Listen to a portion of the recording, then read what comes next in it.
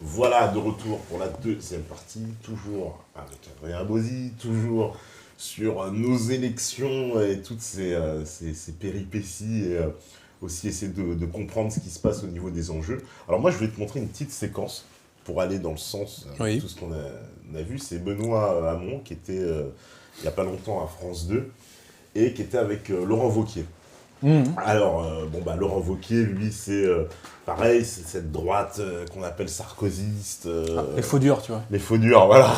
Les faux durs. Les faux durs, ça leur correspond Franchement, bien. quoi. Voilà. Le mec qui gonfle les muscles, mais personne n'y croit, quoi, tu vois. Voilà, c'est ça. Et contre Hamon, donc Hamon, sur la question de l'islam et de l'immigration. Et donc, il y a eu un petit clash, t'imagines bien, entre les deux. Ouais, ça a dû être violent, dis donc. Hein. Ouh. Ah, alors, j'entends pas, juste ici, ouais. Aujourd'hui, des groupes. Non, on n'a pas le son. C'est un Voilà, alors attendez 2 secondes. Ouais, juste, voilà. dans l'éducation, dans les hôpitaux, Ah, voilà. dans la rue. Moi, je Il faudrait serais mettre un peu plus fort, peut-être. à l'égard de ceux qui, d'une manière ou d'une autre, voudraient remettre en cause la liberté de conscience. C'est indiscutable. Dans l'éducation, dans les hôpitaux, dans la rue. Et moi, je serais intransigeant à l'égard de ceux qui, d'une manière ou d'une autre, voudraient remettre en cause la liberté. Ok. Bon, alors pour le moment, on laisse tomber la séquence. On essaiera de la faire en troisième partie. En tout cas, cette séquence, voilà, le clash. Parce qu'on a un Benoît Hamon, si tu veux, sur la question. Alors, j'imagine que tu l'as vu aussi, on en avait parlé nous aussi ici. C'était ce petit reportage de France 2 sur un café à Sevran. Oui. Ça fait beaucoup de bruit, oui. Voilà, où il y a des femmes qui se font éjecter du café. Et puis, la réaction de Benoît Hamon là-dessus, ça a été de dire oui, mais en France, c'est une tradition dans les cafés ouvriers. Oui, déjà, il faudrait démontrer qu'il s'agit d'un café ouvrier, ce qui est faux, puisqu'il n'y a plus d'industrie quasiment dans ces zones-là, donc déjà, il ne faut pas nous la faire. Et puis surtout, la tartufferie ultime, c'est de faire croire qu'on parle du même peuple, quoi. C'est tout, quoi. Faut arrêter de prendre les gens pour des crétins. C'est une sorte de négationnisme, je dirais, de la réalité. D'ailleurs, les gens de gauche ne survivent que comme ça. Tu sais, j'ai inventé une formule qui nous dit que la gauche est une maladie mentale. C'est évident, aujourd'hui. Oui, Non mais aujourd'hui. oui, je sais, cette Je vais te formule dire- fait beaucoup rire, tu sais, parce que j'en ai... Mais tu sais, moi je vais te dire, je connais beaucoup de gens de gauche dans ma famille et tout ça. Je comprends qu'à une époque, il y ait des gens qui étaient de gauche. Bah, tu vois, je t'ai parlé de mon tour l'autre jour. Je comprends, il y avait un contexte ouvrier, donc je comprends. Aujourd'hui, pour être un jeune de gauche, franchement, c'est chaud, quoi. Et je me dis, comment c'est possible? La seule, et là on comprend pourquoi on arrive à la maladie mentale, c'est que la seule façon pour un jeune blanc d'être de gauche aujourd'hui, c'est de nier le réel. Si tu n'es pas dans la négation du réel en permanence, tu bascules. Donc pourquoi la gauche est devenue une maladie mentale?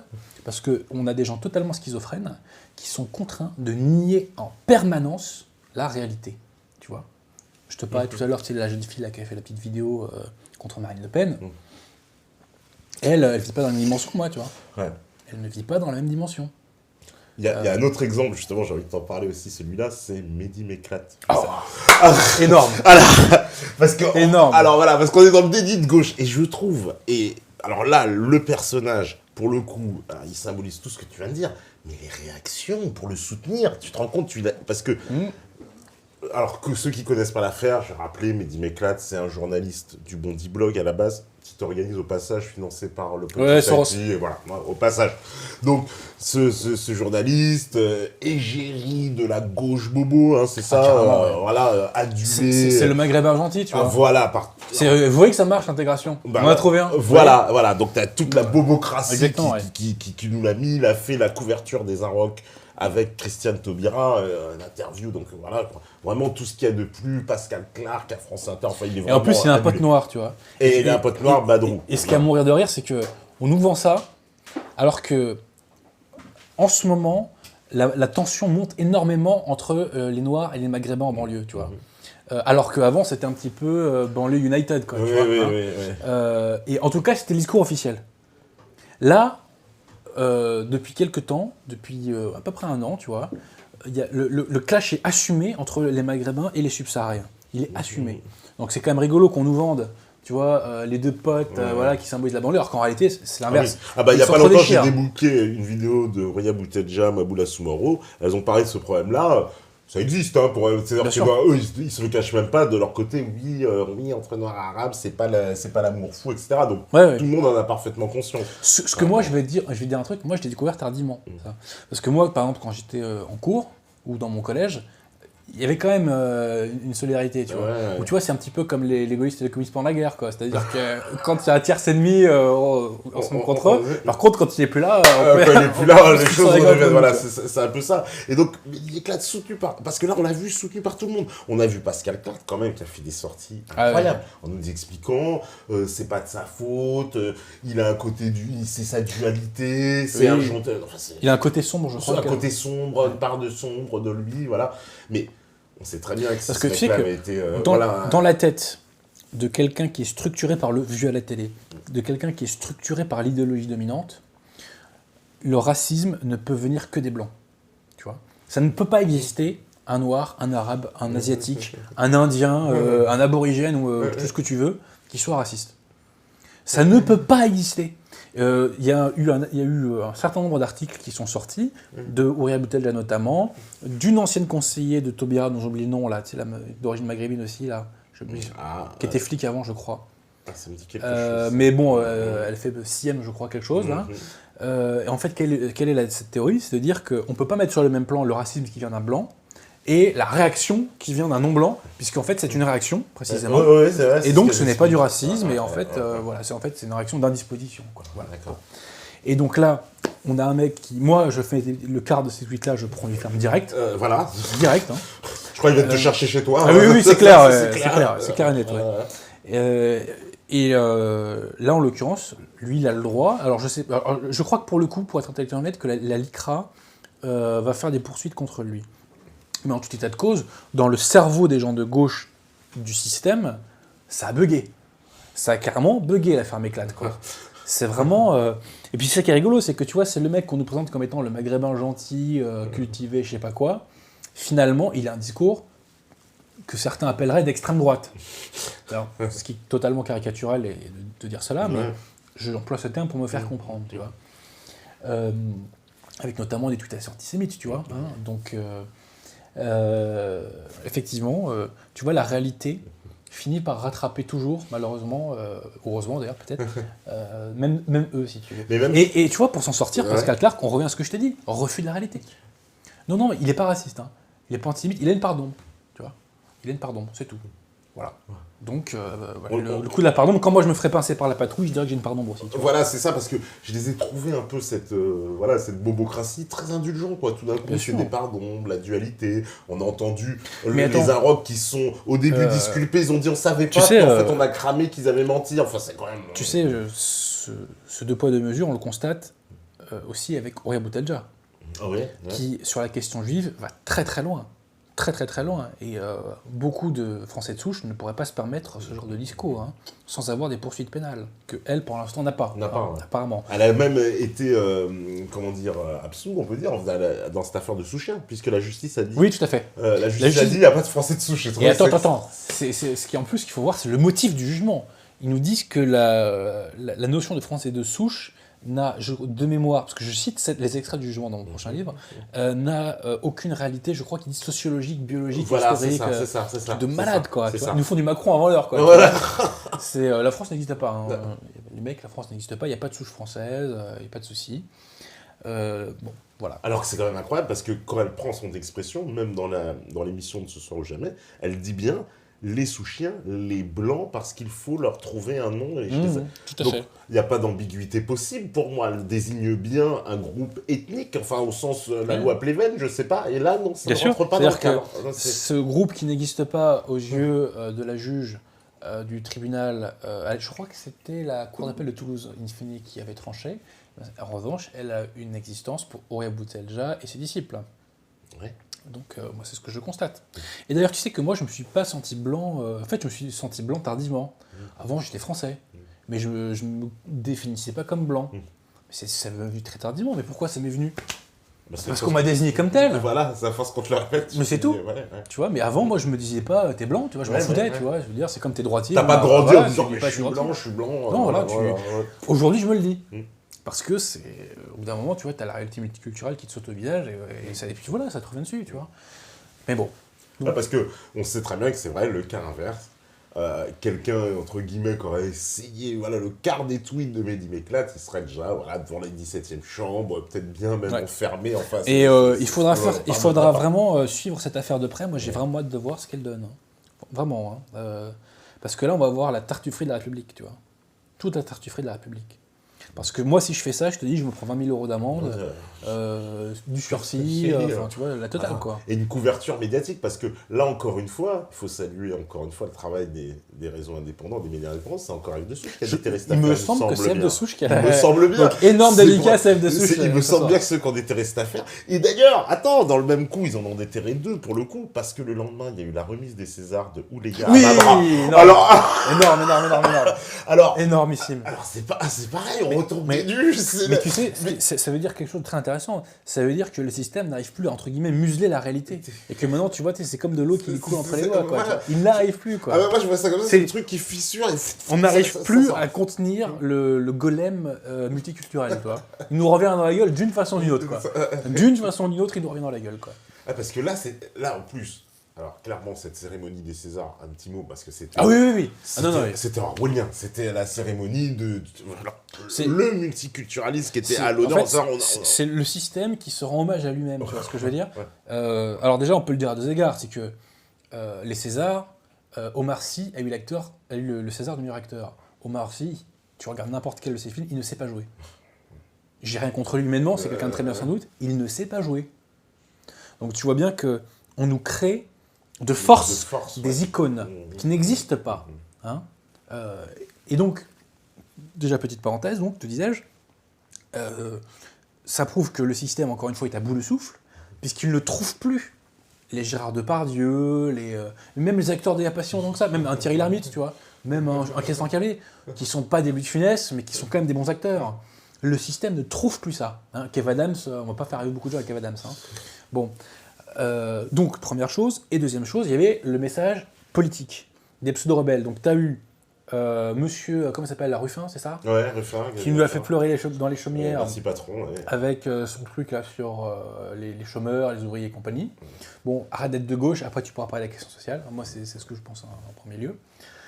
Ensuite, je crois qu'on a eu un truc sur, tu sais, Adama Traoré et sur Théo, mais ultra pathétique, tu vois. Tu sais, il y a un moment de malaise, quoi, au bout d'un moment, quoi. Bah, même au moment où il y a celle qui a eu alors, c'est le prix de comment dire, je crois que c'était la meilleure espoir. La meilleure rebelle. Alors c'était Ouléga Amavra, puis t'as il y a un petit côté discrimination positive. Ah bah, complètement. Et puis, le discours, alors on était évidemment dans le pathos, dans oui, ma mère m'avait dit, le cinéma... C'était pas pour les gens comme nous. Alors, évidemment. C'est les gens comme nous, tu sais. Alors, j'étais stupéfait quand je dis, mais waouh! Et non, en plus, cette année, ils sont mis de concert parce qu'il y a eu la même chose aux États-Unis. Parce que l'année dernière, il y a eu scandale, tu sais, parce qu'il y avait pas assez de noirs, il paraît, dans la liste. Alors, du coup, tous les noirs connus avaient boycotté, les Beyoncé, les Will Smith avaient dit on va pas à la cérémonie. Et cette année, par contre, alors là, ils ont mis des noirs partout, ils ont dit ah non, cette année. Mais la France, avant qu'on lui fasse leur proche, j'ai l'impression que c'est. On anticipe. On anticipe. Nous, on va pas attendre qu'on nous dise mais il y a que des blancs. C'est vraiment une volonté de la part de cette nomenclature républicaine de se donner bonne conscience à tout prix. Voilà. Il faut se donner bonne conscience. Et nous, on n'est pas des racistes, on n'est pas comme les fachos qui votent FN. Hein. T'as vu, on donne des prix aux Noirs et aux Arabes. C'est comme qu'on est des mecs cool. Et tu vois, il faut parler de ce sujet aussi. C'est que les gens de gauche ont une négrophilie et une maghrébinophilie. C'est-à-dire qu'ils sont tellement dans la haine de soi, ils sont tellement dans le rejet de la France, dans le rejet de leur histoire, dans le rejet de leur religion, dans le rejet de leurs parents, et j'en passe et des meilleurs, qu'ils en sont à aduler tout ce qui n'est pas français et qui est en France, tu vois. Et c'est sordide. Tu sais, il y avait un écrivain qui disait qu'un philosémite, c'est un antisémite qui aime les juifs. Ben, moi, je te dis de la même manière. Hein. Un négrophile, c'est un négrophobe qui aime les noirs. Un maghrébinophile, c'est un maghrébinophile. Parce qu'en plus, ces gens-là, tu les mets au quotidien. T'aimes les maghrébins, bah écoute, moi je vais te mettre 1 heure au marché de Saint-Denis, à côté de la cathédrale, tu vois. On va voir combien de temps tu tiens, tu vois. On va voir, hein. C'est intéressant. Et ce sont des gens qui, d'ailleurs, sont des bourgeois blancs qui vivent entre bourgeois blancs, tu vois. Et je trouve ça sordide. Oui, parce que ça, c'est Sordide. Souvent, c'est... Alors, il réfute de plus en plus, d'ailleurs, aussi, le terme de bobo, il est bien passé. C'est péjoratif. Même maintenant, voilà, c'est tellement devenu péjoratif que j'ai même vu Mélissa Torio qui parle de bobo en traitant les autres de bobo. Donc, c'est-à-dire que... c'est tellement péjoratif qu'ils veulent s'en exclure. Mais... Comme tu disais, cette réalité, elle revient en pleine figure. On peut pas le... Y a rien. Elle est trop massive. Elle est trop massive aujourd'hui.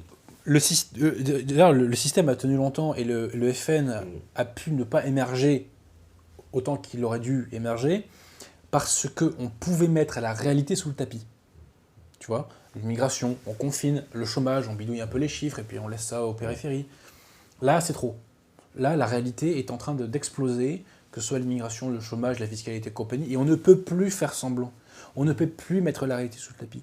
Dans mon prochain livre, j'invente le concept de négationnisme institutionnel, qui est la négation d'un phénomène ou de son ampleur. Et le système, au lieu d'accepter ses failles, ses erreurs, eh bien, depuis les années 70, est dans une négation. Il n'y a pas de grand remplacement, la mondialisation c'est heureux, etc., etc., etc., tu vois. Et on nous invente une pseudo-réalité.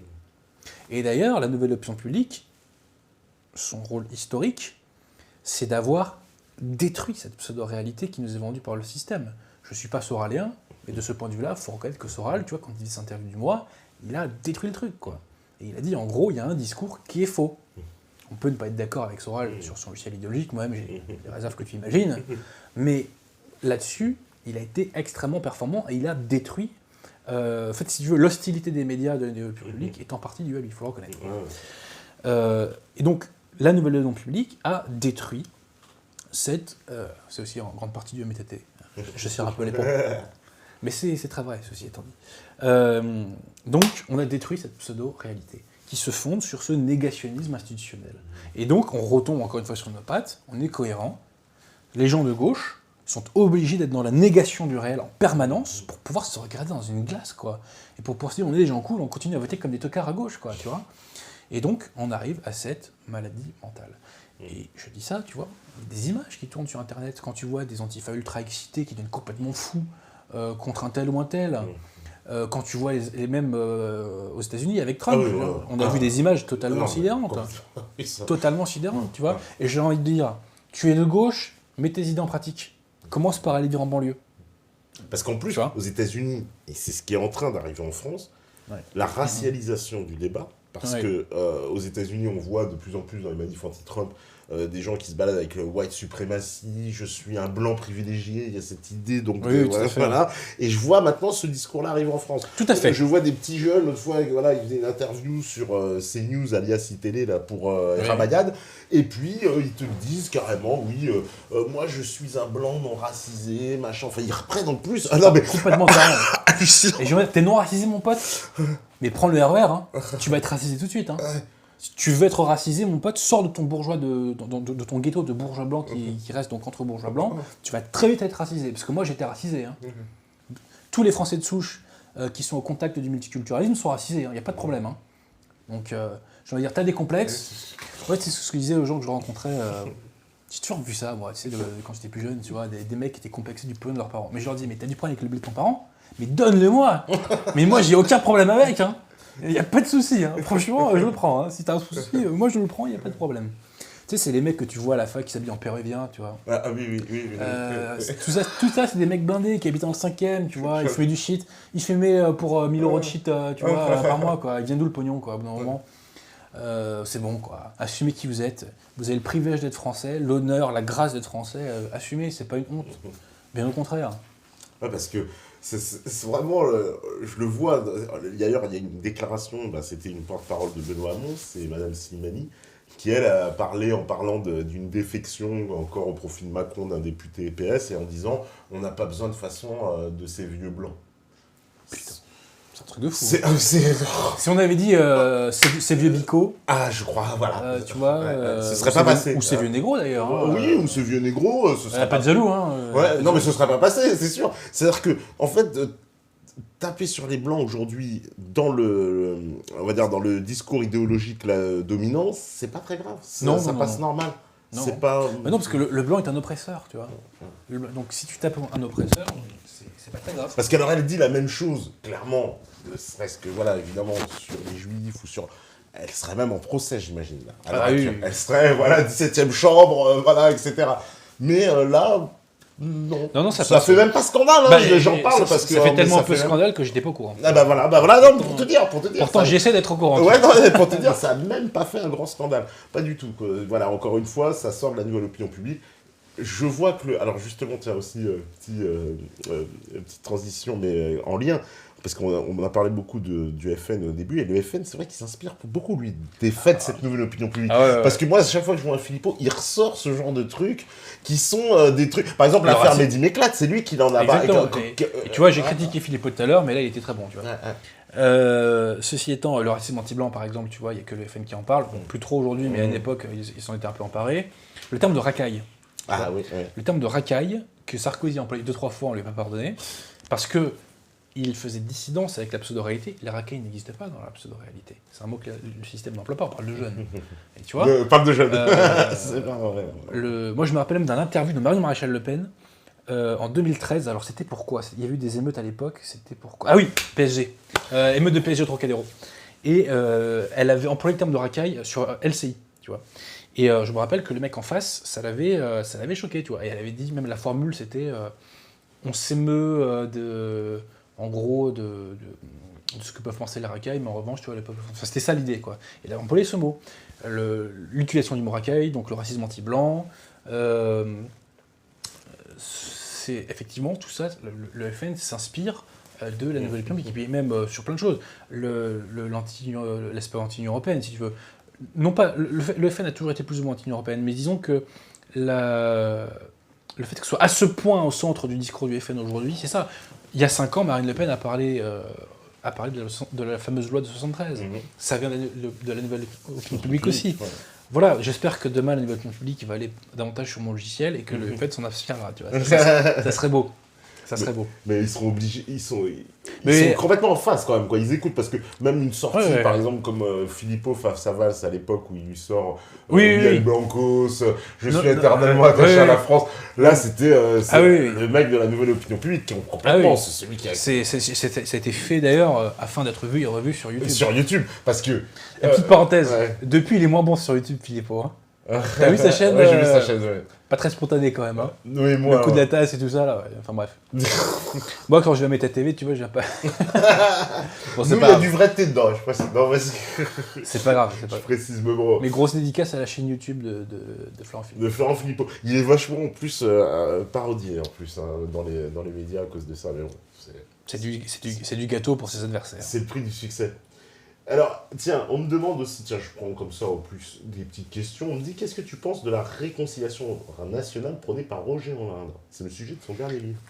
Je n'ai pas lu son bouquin, tu vois, mais la réconciliation nationale, si on entend par là le maintien en France d'une masse qui est en gros entre 15 et 20 millions d'extra-européens, je pense qu'à terme, c'est pas viable. Et les gens qui pensent que c'est viable sont soit naïfs, soit cons, quoi. Enfin, je veux dire, c'est évident. Et pour moi, c'est une telle évidence, c'est comme si tu me demandes, ton avis, il fait plus chaud en hiver ou en été moi, mon expérience me dit qu'en été, il fait plus chaud, quoi. Voilà. Mais je pense que c'est un projet qui n'est pas viable. La réconciliation nationale n'est pas un projet viable. Et on ment aux gens quand on leur dit qu'il y a une chance. Moi, j'y ai cru quand j'étais jeune, tout ça. Moi, j'y ai cru, mais au bout d'un moment, la réalité te rattrape, quoi. Et si la France va avoir un avenir, non, c'est pas possible. En France, le taux de naissance extra-européenne en Île-de-France, il est de 75%. Le taux de naissance extra-européenne en moyenne en France, il est de 38%. L'année prochaine, dans 2 ans, il sera de 40%. Mais ça veut dire quoi ? Ça veut dire qu'on est un pays africain ou arabo-africain dans 10-20 ans. On ne peut pas accepter ça. On n'a pas à s'excuser de ne pas vouloir accepter ça. Je suis désolé, hein. Donc la réconciliation nationale est un projet mortifère, totalement mortifère. Et c'est un projet républicain par excellence d'ailleurs. Et moi je suis pour la France catholique. Parce que réconciliation nationale, bon sur les bases d'un Roger Hollande, on imagine que ça prend quand même une base nationale, patriote. Voilà. Ouais mais même ça suffit pas. Ouais, ça suffit faut pas. Arrêter de se mentir quoi. Sans remigration, c'est fini. C'est fini. C'est que pour moi, ça veut pas dire que 100% tu vois, des extra-européens vont dégager. Mais tout simplement, il y en a beaucoup trop aujourd'hui. Il y a beaucoup trop d'extraterrestres. Tu sais, c'est la fameuse phrase qu'on avait posée à Hollande en 2012, est-ce que vous trouvez qu'il y a trop d'immigrants en France? Et tu vois, il avait tortillé, et Besançon avait repris, ah c'est scandaleux, il dit qu'il y a trop d'immigrants en France. Oui, il n'y en a pas trop, il y en a beaucoup trop. C'est comme ça. Et au bout d'un moment, quand tu as des zones entières où il n'y a plus de Français de souche, c'est pas acceptable. Pourquoi un pays devrait accepter ça? Alors, je vais te dire un truc. Nous, on doit l'accepter, entre guillemets, hein, pour une raison, c'est que c'est un châtiment du bon Dieu. Je le dis très sérieusement. Pour moi, c'est un châtiment du bon Dieu, tu vois. De même que Constantinople, tu vois, a été rasé parce qu'ils ont déconné avec le Saint-Esprit. Et pour des querelles théologiques, je ne vais pas rentrer là-dedans. De même que tu vois le royaume de Judée aussi à l'époque avait été détruit par Titus. Aujourd'hui, nous, eh bien, c'est un châtiment qu'on subit. On subit, voilà. On a répandu ces idées de merde, des lumières, de la libre pensée partout. La déchristianisation, ça vient de chez nous aussi. Hein. C'est un châtiment. On est châtié et on l'a mérité. Voilà. Parce qu'au bout d'un moment, quand tu joues au con, bah, t'es puni. Hein. C'est comme ça, c'est la vie. Mais donc, ceci étant posé, c'est un châtiment qui n'a pas vocation à durer. Et s'il dure trop, il tuera la France. Parce qu'au bout d'un moment, il n'y aura plus assez de Français. Tout simplement. Et on n'a pas à s'excuser de le dire. Quel crime je commets en disant ça? Si je te parle tout à l'heure des choses qu'on ne peut pas dire alors qu'elles sont légales. Moi, je pose une question. Quel crime je commets d'un point de vue moral en disant cela? Je veux la survie de mon pays. Je veux la survie de ma culture, de ma civilisation. Je veux pouvoir transmettre ce qu'on m'a transmis. Quel crime je commets? Et mais là, on est en face de gens donc, qui nous disent cette civilisation, cette culture-là, soit elle n'existe pas, oui, exactement. Ou elle a inventé, quoi, en fait. Bien sûr, oui. Donc, Mais moi, je leur dis, allez se faire foutre. Voilà. Non, je m'excuse pour mon langage. Hein, mais... Non, mais ça, quand on me dit ça à moi, mais on me crache à la gueule. Je suis désolé. Donc, au bout d'un moment, tu vois, boum, ça part, quoi. Tu vois, quand on te tease trop, bon, bah voilà, on te tire la barbichette, bah, boum, au bout d'un moment, ça part, quoi. Et tu l'as cherché. Et c'est un réflexe. Tu vois. C'est pas forcément. Voilà. Mais. Voilà. La France meurt de cette idéologie républicaine.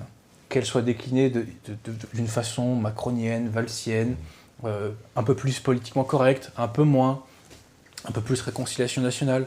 On meurt de ça. Maintenant, il faut arrêter. Et on revient aux fondamentaux. Fondamentaux, enracinement, catholicisme. Voilà. C'est tout. Et encore une fois, on n'a pas à s'en excuser, quoi. La République fait tout depuis 200 ans pour nous interdire d'être nous-mêmes. Le cœur du problème identitaire français, c'est la République. Tu sais, moi, je suis rugbyman, je regarde très souvent le Tour en destination, et quand je vois comment chantent leur hymne national les Gallois, les Irlandais, les Écossais, et même les roast-beef, ça n'a rien à voir avec le public du Stade de France qui chante la Marseillaise. Hein. On passe pour des tocards à côté. Hein. Franchement. Parce qu'on a une petite gêne. Tu vas affirmer sa francitude. Voilà, quoi. On est fiers d'être français, mais en même temps, voilà, quoi. On a une petite gêne. Alors que, tu vois, nos camarades anglo-saxons, ils n'ont pas de problème. Et franchement, hein, tu compares Flowers of Scotland avec la Marseillaise dans un stade, il n'y a pas photo. Hein.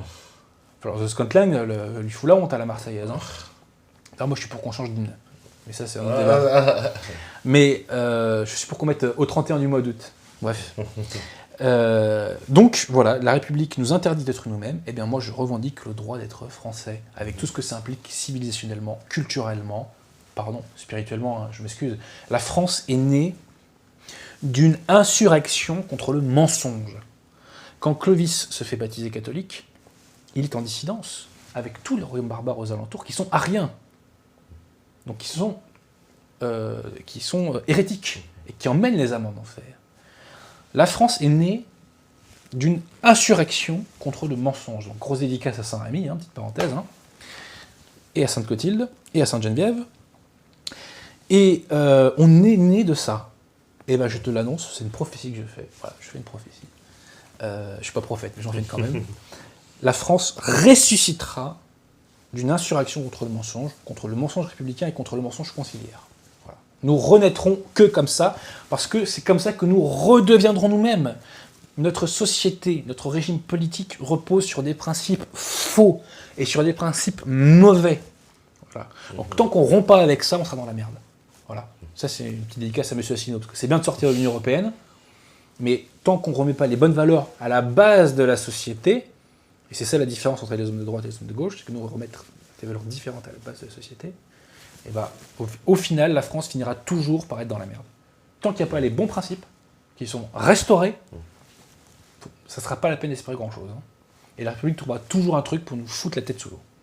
Voilà. Parce que la République, elle va tout faire pour survivre quand même. Elle fera tout pour survivre, mais comme je te l'ai dit, la réalité au bout d'un moment va la rattraper. Et les gens qui sont là et qui tiennent le système, au bout d'un moment, ils vont dire, bon bah, entre notre peau et je dis pas quand elle est butée, mais je dis que la société est en train d'imploser. Ce qui caractérise la France aujourd'hui, c'est la décomposition de la société, c'est la destruction totale du lien social. La France tient encore un petit peu, concrètement, parce qu'on fait 2000 milliards de PIB et qu'on redistribue un max. Hein. Tu enlèves la redistribution, c'est le western, hein, franchement. Hein. Et pas que en banlieue, hein, partout. Partout, c'est la guerre de tous contre tous.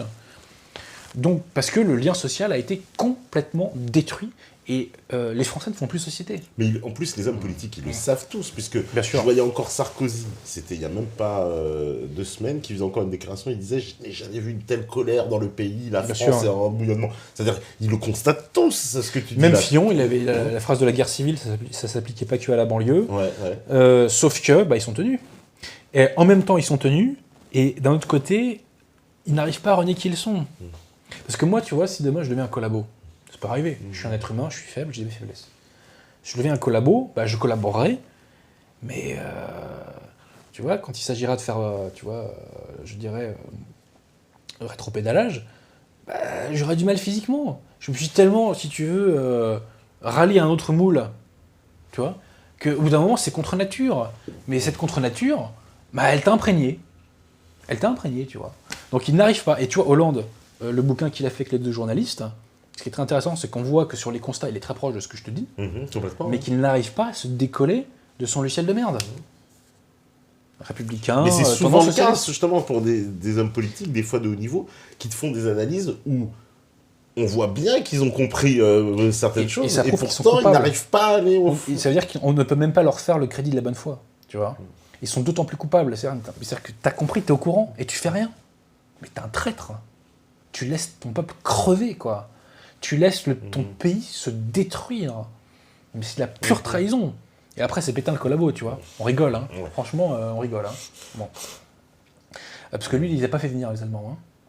Je précise. Ouais. Si les gens veulent Faire des parallèles. faire des parallèles. Tu sais, c'est toujours le concept d'Auguste Rodin, le sculpteur. Oui. Je crois que je te l'ai déjà dit ici. Rodin, des fois, il faisait des statues où la statue faisait un geste et c'était au spectateur de terminer le geste. Donc moi, c'est pareil, il faut poursuivre des fois ma pensée. Mais bizarrement, les gens le font spontanément et ils comprennent où je veux en venir. Comme quoi, bon, ils font des constats relativement identiques. Donc en tout cas, il y a des choses qui sont en train de bouger de ce côté-là. Alors, on me demande, est-ce que Asselineau peut faire un score honorable aux législatives?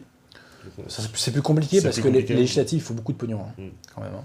Il faut beaucoup de moyens, ce serait compliqué. Mais remarque qu'avec un bon score au présidentiel, Avec un bon pourquoi score, pas, il y aura hein. une bonne dynamique. Il peut être propulsé, mais moi je te dis, sinon je pense qu'il peut faire un bon score. Franchement, ne serait-ce que parce que tu vois, il rappelle les hommes politiques des années 90 un petit peu, qui ne faisaient pas rêver, mais qui avaient un peu le décorum, entre guillemets, tu vois.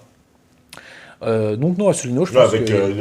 on va dire, un peu plus de hauteur dans les débats. Il n'y avait quoi. pas trop de casse-toi pauvre con, Voilà, avec Carla c'est du sérieux, ou de je suis fier d'être Bilal, je sais plus Je ce qu'il y suis avait. fier d'être, Bilal Hamon. Oui, voilà, je sais pas quoi, Bilal tu vois. Hamon, ouais. Bon, voilà, quoi. C'est, le système a plus le niveau, c'est encourageant. Ouais. C'est très encourageant. Alors, on me demande aussi, que pensez-vous de la politique étrangère de la France qui amène de surcroît une tension entre les communautés dans notre pays? C'est pas la communauté, déjà, ce n'est pas la politique étrangère de la France, c'est la politique étrangère de la République. Et ben, je pense que, par définition, c'est pas une politique qui est faite pour défendre les intérêts de la France. Quel était l'intérêt de la France d'aller détruire la Syrie? La Libye, sachant que les migrants, c'est lié aussi à cette situation-là. Bien sûr. Donc, c'est complètement... Bien sûr. Et Kadhafi l'avait dit. Je sais que... Ouais. Il l'avait dit, mais l'Europe est complètement folle de s'attaquer à moi, parce que si vous détruisez la Libye, vous allez vous déverser des millions d'Africains chez vous. C'est les mots de Kadhafi, hein, c'est Bien sûr. Kadhafi qui le dit, qui le disait. Tu sais, c'est cette fameuse phrase de l'Action française à l'époque qui nous disait que la République est le régime de l'étranger. Bon, bah oui, voilà. D'un moment, on a été... En fait, Sarkozy passe pour un dur à côté, tu vois, en politique étrangère. Parce qu'avec Hollande, on a atteint le paroxysme de l'atlantisme. Sur la question ukrainienne, sur les sanctions russes, sur la Syrie. Il en est fier en plus de ce qu'il a fait en Syrie. C'est incroyable. Dans le bouquin dont je t'ai parlé, là, avec le journaliste, il en est fier, quoi. C'est complètement fou. Enfin bref. Donc, on est allé au paroxysme de l'atlantisme. Et ce qui est intéressant, c'est que si tu prends aujourd'hui les grands candidats, en gros, tu n'as que Macron qui est vraiment officiellement ultra-atlantiste. Hein. Parce que même Hamon, si tu veux, sur le conflit israélo-palestinien, il est officiellement pro-palestinien. Marine Le Pen est pro-russe, François Fillon est pro-russe. Donc là, tu vois, l'atlantisme du plomb dans l'aile. Ouais, il n'y a plus que... En fait, Macron, autour de lui, il sacrétise tout. Quoi, bien sûr, c'est le dernier espoir des mondialistes. C'est le dernier espoir, donc il y a la banque, il y a le mondialisme, il y a la finance. Effectivement, les positions pro-américaines, pro-UE, enfin, il a tout avec lui. Il insiste énormément dans ses discours sur l'Europe, hein, Macron. Ah, oui, complètement. Et même dans son discours à Lyon, le fameux, là, le public se met à gueuler, très spontanément, bien sûr, hein, Europe. Une bande de Mongoliens, quoi. Une bande de Mongoliens, quoi. Franchement, je vais te dire un truc. Quand tu regardes un discours de George Bush ou de Trump, et quand t'as le public qui fait USA, ça a de la gueule, tu vois. Franchement, chapeau, les Américains. Mais quand t'as des bouffons qui font Europe comme des cons, et si encore c'était pour louer la vraie Europe, le continent, les nations, ok. Mais là, c'est cette technocratie de merde, mais vous êtes des bouffons, les mecs, quoi. Mais est-ce que vous vous en rendez compte, quoi? Tout le monde se fout de votre gueule, quoi. Enfin, bref. Non, parce que ça, c'est comment dire, on a vu dans les congrès, les meetings de Macron, on sait qu'aujourd'hui, les mecs sont plus ou moins payés. Alors, évidemment, pas directement, mais en nature, on leur offre apparemment des soirées, des machins, des trucs. Et puis, ils reçoivent tous des petits textos pour s'exprimer quand il faut. Bah, justement, là, vous dites Europe, là, vous dites machin. Ouais. Et donc, tout est bien. Voilà, je crois que même le quotidien de Yann Barthès l'a balancé, ça. Ah ouais, d'accord. Il me semble qu'ils avaient même montré les textos et tout ça, ouais. D'accord. Mais bah oui, écoute, c'est du storytelling à 2 balles, quoi. Ouais. Mais sauf que tu vois, comme je te l'ai dit, c'est fondé sur du vent, parce que derrière Macron, il n'y a pas de solidité. Il y a un personnage qui est relativement, si tu veux, pas beaucoup d'épaisseur, Macron, quoi. Hein. Pas beaucoup de vécu, pas de logiciel idéologique singulier, un parcours, bon, qui est ce qu'il est, tu vois. Il est monté, c'est très bien, bravo. Mais pas beaucoup de légitimité. Comment tu veux fonder des choses solides là-dessus? Parce qu'il n'a pas d'assises, clairement. Non, il n'a pas d'assises. Parce qu'il n'a pas d'électeurs, il ne s'est jamais fait élire dans une élection, donc il n'a jamais été confronté clairement au scrutin du public. Enfin, Macron, il est arrivé... Et puis tu sais, je vais te dire un truc, la France est un pays de vieux. Moi, j'imagine pas tous les plus de 50 ans voter pour un mec qui a 10 ans de moins. Je peux me tromper, hein, mais je pense que ça va... Franchement, Macron, vraiment, hein, moi, je n'y crois pas une seule seconde à ce qu'il soit au deuxième tour. Je pense qu'on aura plutôt un deuxième tour Fillon. Après, on sait jamais. On sait jamais, mais ouais. Je suis pas prophète. Ouais. Hein. Mais est-ce que aussi tu vois comme dans ce qui se passe là, dans les soupçons de complot. Alors pour une fois, c'est ça qui est bien parce que c'est pas nous les complotistes. Ah oui, c'est eux qui arrêtent pas de dire des complots, le complot russe sur la campagne, complot russe et compagnie. Mais moi, ce que j'observe, c'est que on s'acharne sur Fillon, on le fait dégager, on s'acharne sur Marine Le Pen, puis pareil. Bon, il y a un côté un peu on traîne dans la boue, parce que les affaires pour lesquelles elles sont poursuivies, c'est un peu léger, totalement dérisoire. Quand on connaît toutes les casseroles de la République... Voilà, c'est ça. C'est un truc de fou.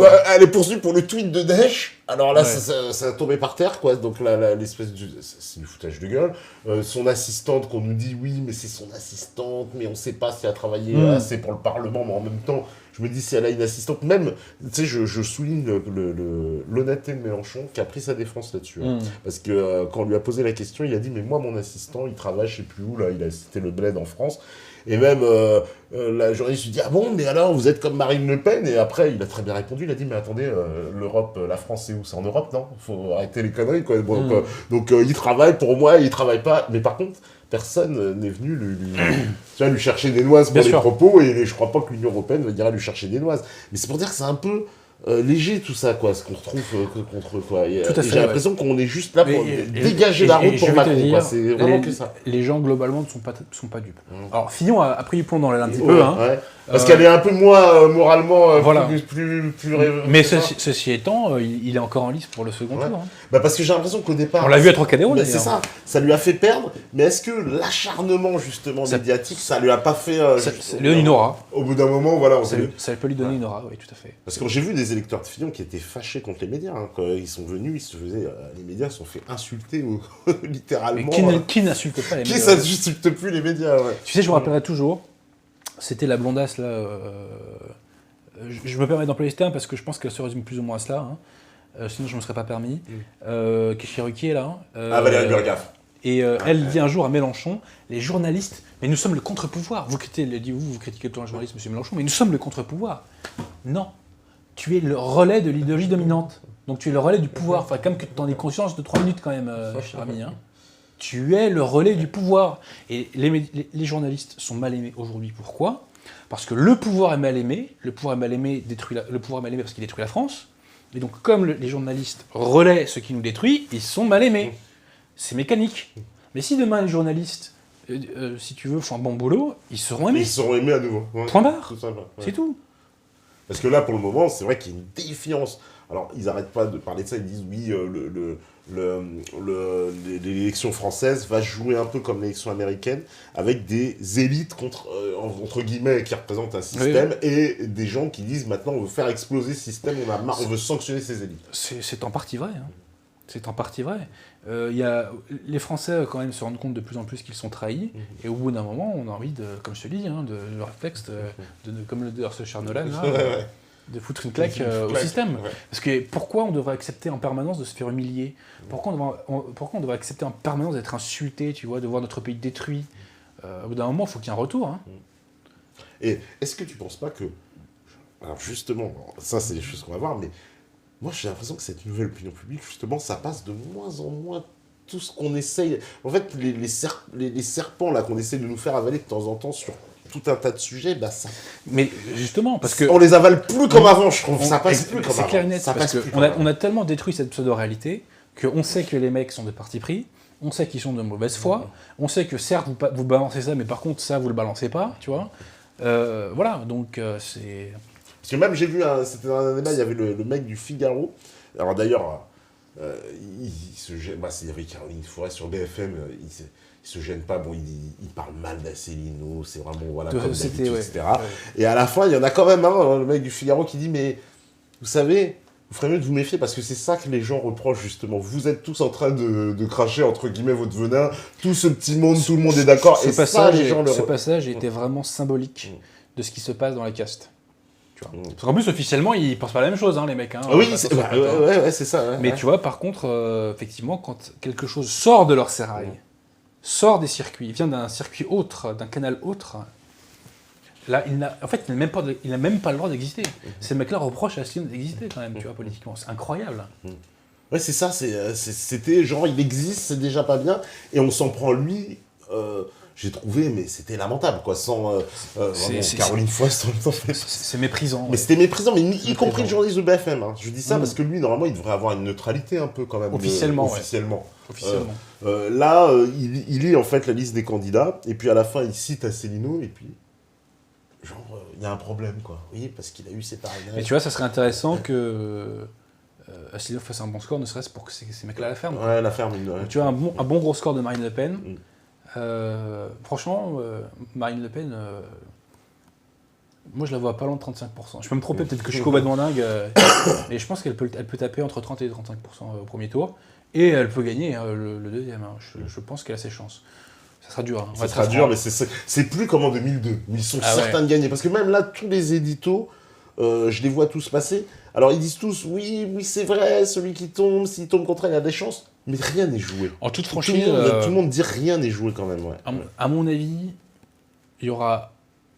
Je la vois pas en dessous de 30% au premier tour. Et au deuxième, elle peut taper... Alors, on va dire hypothèse raisonnable. On ne sait pas trop un kiff, tu vois. Hypothèse raisonnable, elle peut arriver à 40%. Mais ceci étant posé, moi je pense qu'après, on ne sait pas ce qui va se passer... pendant le reste de la campagne. Et dans l'entre-deux tours... Pour moi, la victoire de Marine Le Pen est un scénario crédible. C'est crédible. Parce qu'en plus, Marine Le Pen n'arrête pas de monter en force. Tu sais, il y avait notamment l'affaire du refus du vol au Liban, je pense que ça a beaucoup marqué les gens. Oui. Et pendant ce temps, on voit un Macron qui se pète la gueule, on voit un Fillon qui essaie de survoler, de surnager un petit peu, on voit un Mon qui n'existe pas. Franchement, Marine Le Pen apparaît de plus en plus comme la seule candidate qui a une stature. Et ça, au bout d'un moment, ça va frapper les Français, tu vois. Donc moi, je pense que la victoire de Marine Le Pen est une hypothèse parfaitement crédible. Ouais, parfait. En tout cas, elle est bien prise en compte par tous les médias étrangers, et en France y compris, où on prend pas ça à la légère, quoi, disons. On prend plus ça à la légère. Je crois que la recette de se dire, celui qui va tomber contre Marine Le Pen sera automatiquement élu, Ah oui, non, ça c'est un mauvais calcul. Hein. C'est un mauvais calcul, ouais. Et tu vois, si jamais c'était Macron face à Marine Le Pen, moi je suis convaincu que Marine Le Pen gagne contre Macron. Alors, je suis convaincu. Ouais. Bah, moi, j'ai le même sentiment parce que, en plus, une Marine Le Pen contre Macron, quelque part, ce serait vraiment, le choix serait très clair. Là, on a vraiment, pour ceux qui parlent de choix, là, vraiment, on aura un choix politique. Entre le projet de Marine Le Pen et le projet de Macron, ils sont aux antipodes. Je vais te dire, pour moi, c'est une folie de la part du système que de vouloir détruire la candidature Fillon. Parce que pour moi, Fillon, aujourd'hui... C'était le meilleur... Pour que le système se poursuive, c'est le meilleur poulain. Hein. Ouais. Mais ils ont voulu mettre Macron, c'est ça. Mais pourquoi? Est-ce que c'est pas son côté pro-russe qu'on a voulu faire finir? Je pense. Hein. Je pense. Hein. Parce que pro-russe, puis un peu, peut-être trop conservateur sur les aspects, il est un peu catho. Ça pour le coup, franchement, le côté catho de Sion, pour moi, c'est vraiment du vernis. Oui, c'est du. Franchement. Ouais, bon, d'accord, c'est des oripeaux. Non, c'est clair.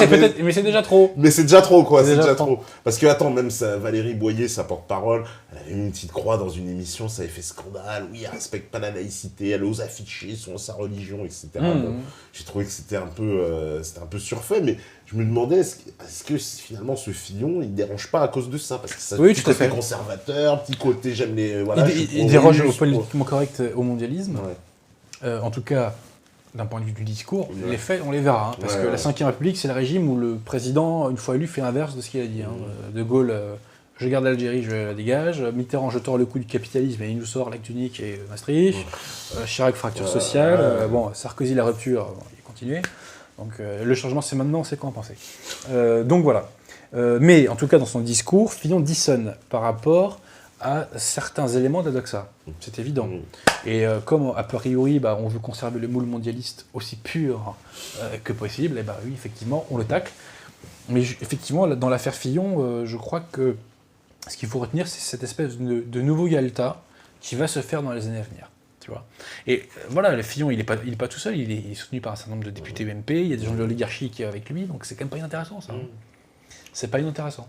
Et est-ce que cette ligne Fillon, on décrirait espèce de libéral conservateur, est-ce que c'est pas un peu intenable, justement, à droite, entre ces gens qui veulent, en gros, je caricaturais volontairement, une mondialisation économique, qui sont plutôt favorables, mais qui veulent un patriotisme culturel. Bien sûr, oui, puisque... Est-ce que c'est pas là avec l'autre? Parce que moi, je pense que c'est un monstre à deux jambes, comme dit Hilar, et que si tu vas vers la mondialisation économique, tu vas vers la mondialisation culturelle.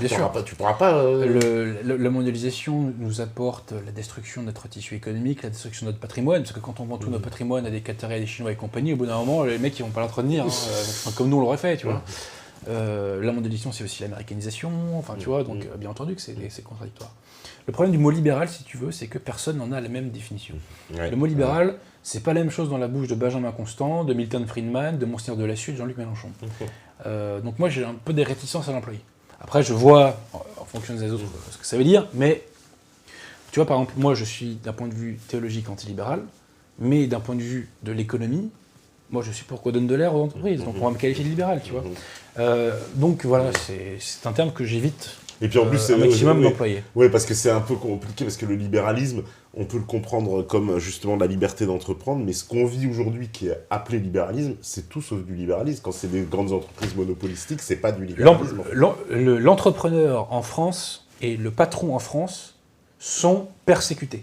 C'est clair. Moi, je suis avocat en droit du travail, je suis technicien au quotidien du droit du travail, je dis l'employeur et l'entrepreneur sont persécutés. C'est clair. Juridiquement, fiscalement, ils sont persécutés. D'accord. Fillon, il parle un peu à ces gens-là d'ailleurs, parce qu'il dit que mais ça leur parle pas assez. Sincèrement, encore, moi j'aurais beaucoup de choses à dire sur ces sujets-là. Ouais. Beaucoup de choses à dire, parce que c'est capital. Puisqu'il faut aussi qu'on soit un peuple d'individus indépendants. Donc il faut un minimum de salariés et il faut un maximum de personnes qui vivent de leur société. Tu vois, c'est extrêmement important. Ce qu'on ne t'apprend pas à l'école. À l'école et à l'université, on te forme pour trouver un job. Moi, je ne veux pas qu'on trouve des jobs. Moi, je veux qu'on crée nos entreprises, qu'on crée nos sociétés. Tu vois. Bon. Et donc, il y a énormément de choses à dire à ce sujet. Les grands sujets ne sont pas traités dans ces élections. L'immigration, on n'en parle pas. L'identité, on n'en parle pas. La décristianisation, on n'en parle pas. L'avortement, on n'en parle pas. Et la persécution des professions libérales, on n'en parle pas. Tu vois ? Alors ils disent tous qu'ils sont pour supprimer le RSI, on est d'accord. Oui, ok, on remplace par quoi? On fait comment? Pourquoi on l'avait pas fait plus tôt? Voilà, moi c'est des questions que je pose. Et puis le truc que vous mettrez à la place du RSI, est-ce qu'on est certain que ça nous coûtera moins cher? Parce que, petite parenthèse, tant qu'on a cette masse de Suédois en France, il faut acheter la paix ethnique. Tant qu'il faut acheter la paix ethnique, qui nous coûte sans doute autour de 100 milliards par an, on ne peut pas baisser les charges et les impôts. Ce n'est pas vrai. C'est un mensonge. Donc en France, si tu parles de fiscalité sans parler d'immigration, t'es un mythomane. Parce que tu peux pas baisser l'un sans l'autre. Et alors, tous ceux qui te disent l'immigration, ça rapporte de l'argent. Bah j'ai dit comment? Non mais moi je pose la question, comment? Tu vois? Officiellement, c'est même pas 10% je crois de l'immigration qui est l'immigration de travail. Donc ça veut dire que les 90% restants ne travaillent pas. Donc ça veut dire qu'ils sont à la charge de la société française. Point. C'est tout. Attends, j'ai même lu un article qui est sorti il y a pas longtemps, il m'a dit que les migrants étaient plus diplômés que les Français. Oui, oui, bien sûr. Ils étaient plus intelligents aussi, sans doute. Sans doute, on va faire la pause justement. Si la hygiène est prête, c'est normal, c'est bon. Et ben on fait la pause et on revient après sur Meta.tv.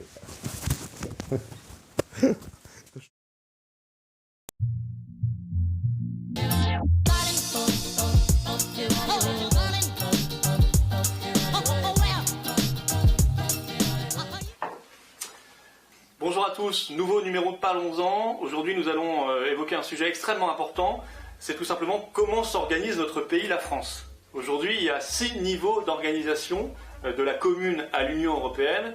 Nous on veut passer à 3. On veut passer à 3 parce qu'on veut que ce soit plus simple, plus lisible pour tout le monde, plus proche des gens, des citoyens, et puis au passage que ce soit un peu moins cher, ce qui ne sera pas